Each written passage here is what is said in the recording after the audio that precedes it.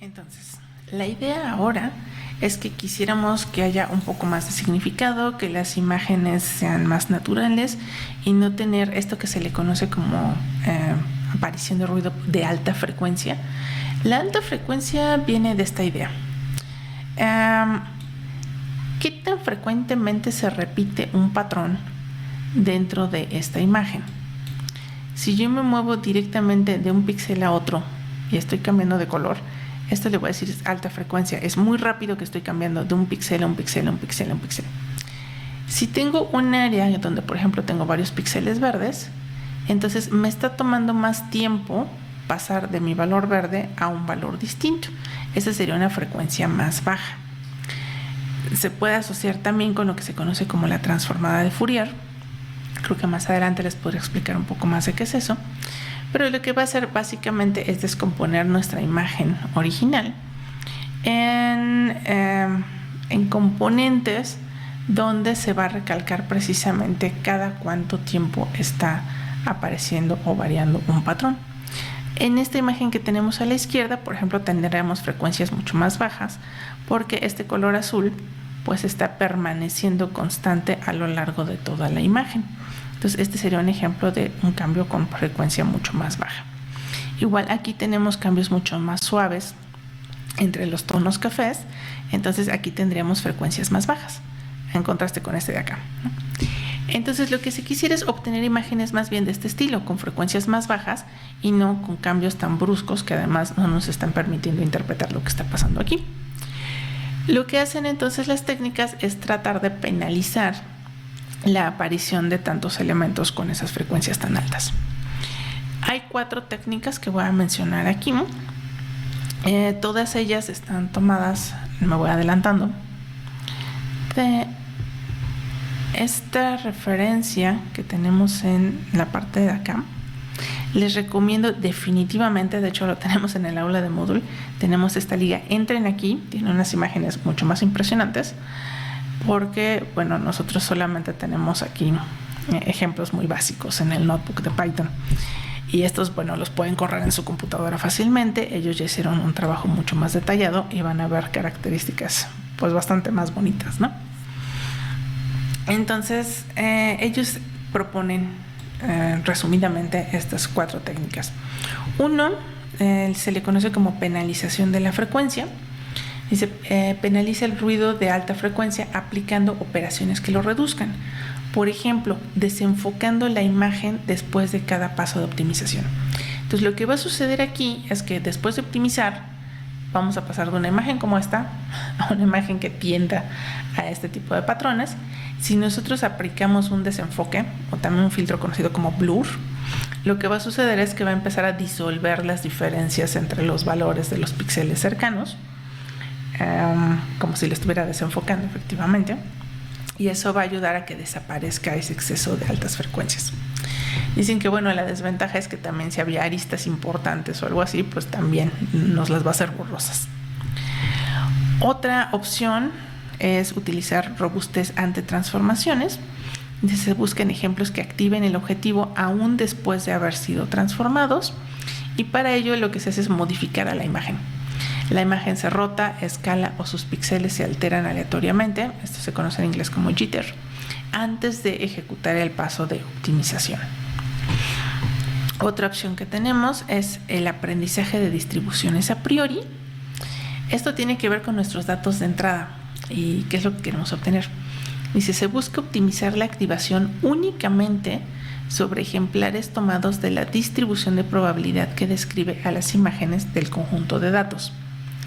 Es necesario aprender a modelar esta distribución. Este es un caso bastante complicado.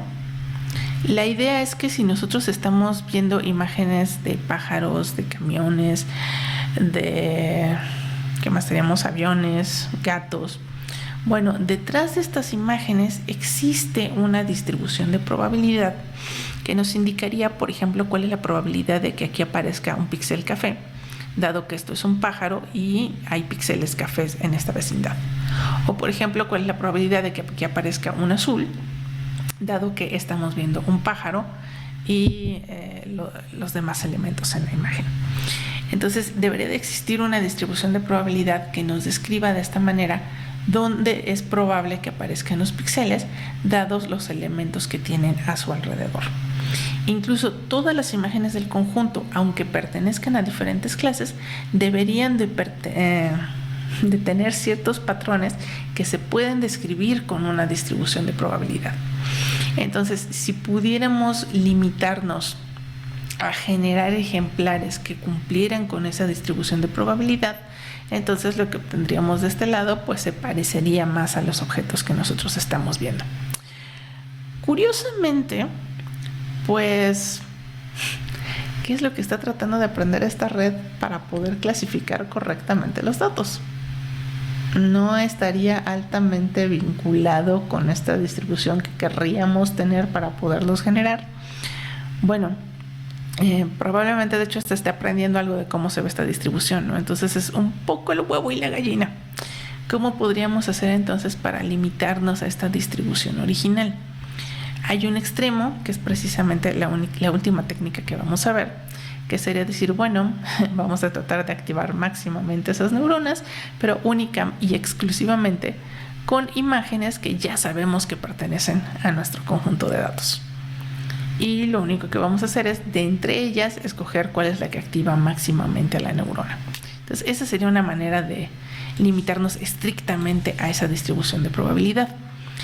Hay un tema que vamos a ver más adelante en el curso, que son las redes generativas, donde están tratando también de interpolar por ahí a lo mejor imágenes que todavía no teníamos en nuestro conjunto de datos, pero si logran ir aprendiendo esta distribución de probabilidad, entonces podrían generar datos que se parezcan a los que teníamos en el conjunto de entrenamiento, pero que tienen características novedosas.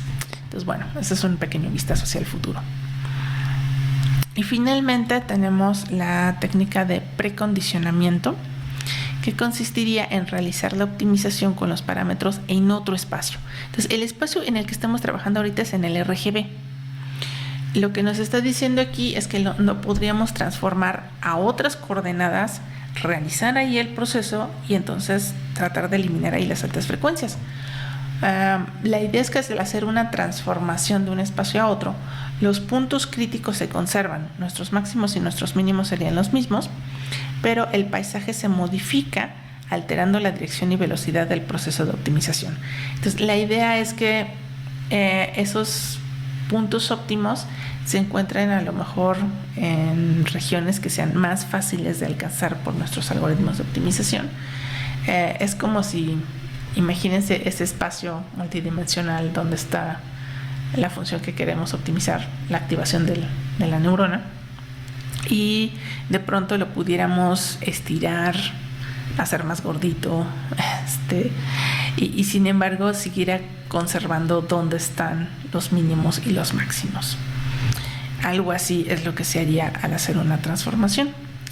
Y un ejemplo de transformación que se sugiere es la transformada de Fourier de la imagen. Entonces aquí está apareciendo este término una vez más. Bueno, disculpa, Fourier es persona, esto es nombre propio, entonces la teníamos con minúscula, ya quedó con mayúscula. Y esta transformada, como les mencionaba, captura esta esencia de las frecuencias, si están ocurriendo bajas frecuencias, altas frecuencias, y estando en este espacio, pues es mucho más fácil agregar algún criterio que quite los valores que aparezcan corresponden a frecuencias altas y se limite a frecuencias más bajas.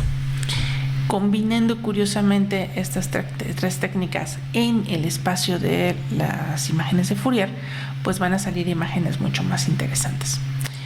Vamos a ver ahorita nada más en nuestro cuaderno de PyTorch un ejemplo muy sencillo de aplicar alguna de estas técnicas, y lo que sí les recomiendo, insisto, es chequen el ¿cómo se llama? La misma liga que teníamos acá, y eso nos va a dar valores mucho más interesantes. Aquí está precisamente el resultado del ejercicio que vamos a hacer. Vamos a utilizar Blur para poder hacer el entrenamiento, y lo que obtenemos entonces en el caso de la neurona del avión se ve de esta manera. Por alguna razón siempre se crean estas bolitas verdes, No sé si tiene que ver con el tipo de terreno que suele haber debajo de un avión. En la parte de arriba se nos crea un patrón azul. Pareciera ser que los aviones tienden a tener cielo en la parte de arriba.